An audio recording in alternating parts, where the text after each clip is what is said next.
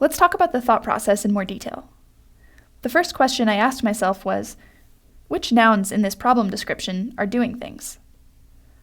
Well, the manager is getting assignments and marking them with priorities and assigning them to photographers.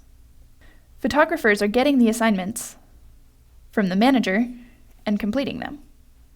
Assignments don't seem to do too much, but we need to keep some information associated with the assignments.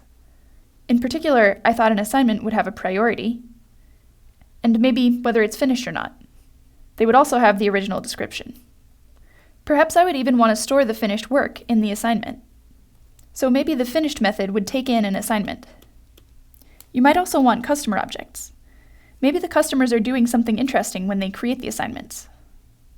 Or maybe the manager keeps a list of customers and assigns the priorities based on who the customer is. Maybe you would want an object to represent a priority.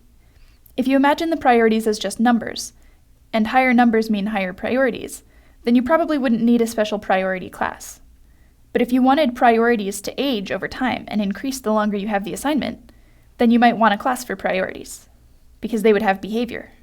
This kind of design work can be very difficult because there are so many ways you might start, but it also becomes a lot of fun as you get better at it. This process becomes a kind of storytelling. You're using the code to document the relationships between all of the actors in the story, and creating a model for how to solve the problem.